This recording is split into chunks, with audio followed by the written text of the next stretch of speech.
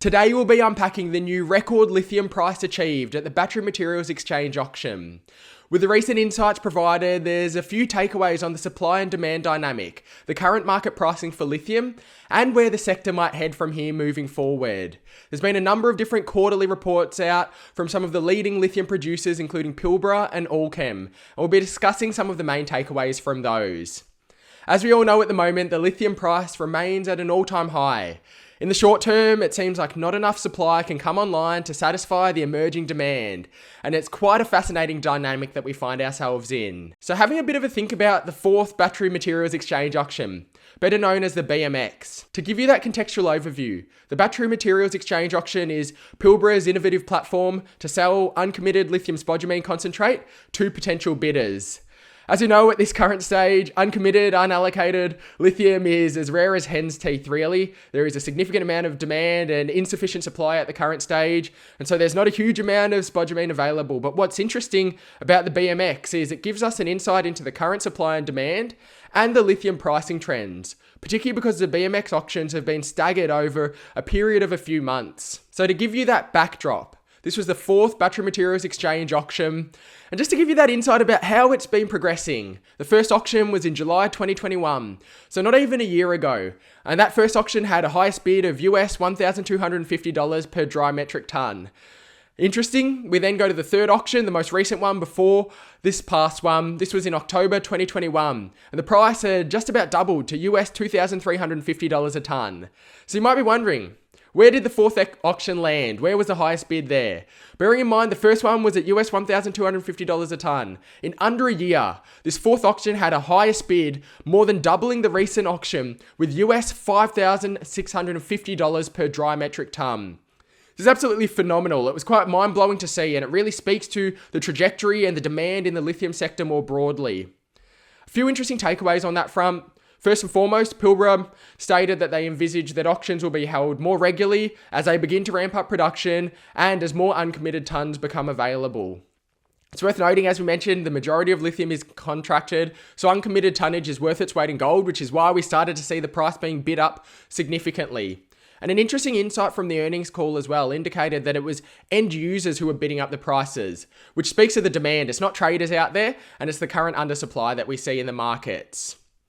Just to get that more contextual understanding about the lithium price itself, this came as a result of Pilbara's quarterly report. We can see here for a bit of their market commentary, they stated that prices for spodumene concentrate and the raw materials continue to surge over the March quarter, reaching a record. This is nothing new, but of course, just to give that understanding, as we know, the lithium price has had a huge price signal really since the back end of 2020.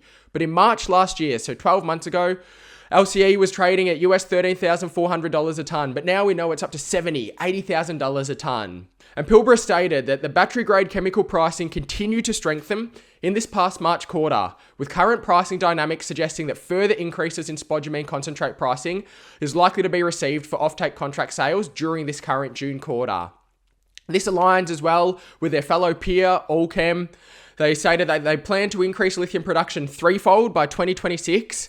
And what was interesting about that as well was they provided some insights both on the lithium carbonate and spodumene pricing side, stating that strong market conditions, and these are things we've talked about in previous videos, but as you can see here, they referred to the strong market conditions for both of these markets, stating that they lifted their guidance that they expected in the upcoming quarter.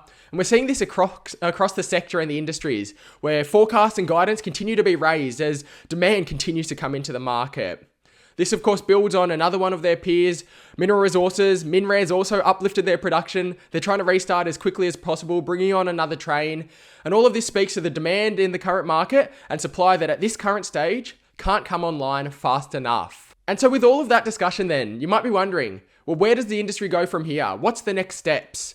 Pilbara provided this quote from Simon Moores from Benchmark in their recent quarterly update, and they stated that manufacturers will need to become miners, and he believes it's likely that they'll need to invest to bring new raw material mining capacity online.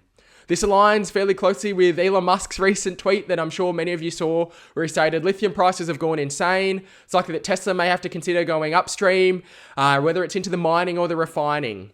But I think a lot of investors are now and analysts are wondering, How does this look for the sector? Is there going to be more joint ventures? Does this mean just locking in more offtakes and contracts earlier on?